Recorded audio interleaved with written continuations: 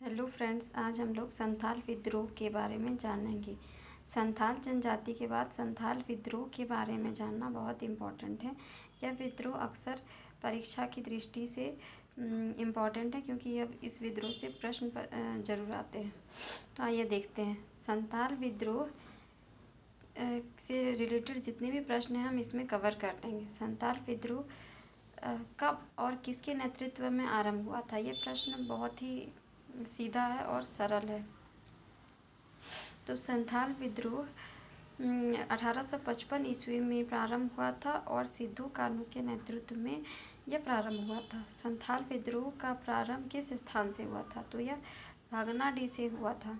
संथाल विद्रोह की स्थिति को की सभा, इसमें एक सभा हुई थी जिसमें कि सिद्धू कान्हू को राजा सेनापति चुना गया था, जो कि 30 जून 1855 को हुआ था।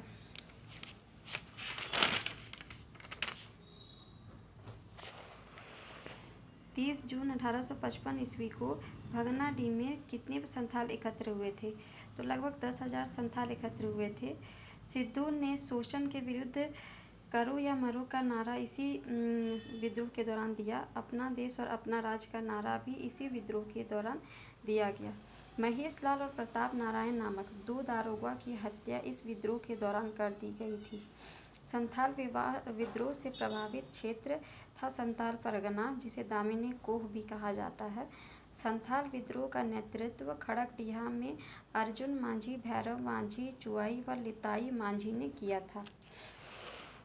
अंग्रेजों ने संथाल विद्रोह से बचने के लिए पाकुड़ में एक टावर का निर्माण कराया था, जिसे मार्टिलो टावर कहा जाता है। तो यह प्रश्न अक्सर परीक्षा में देखने को मिलता है।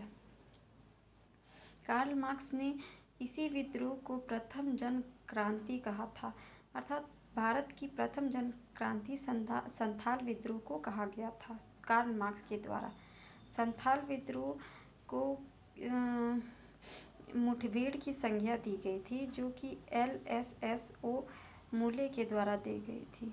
संथाल विद्रोह के प्रेरणाता सिद्धू को फांसी हो गई थी इस विद्रोह के दौरान। तो यह फांसी अगस्त 1855 में बरहेत में सिद्धू को दी गई थी। कान्हू को भी फांसी हुई थी, जो कि 1856 में भगनाडी में दी गई थी।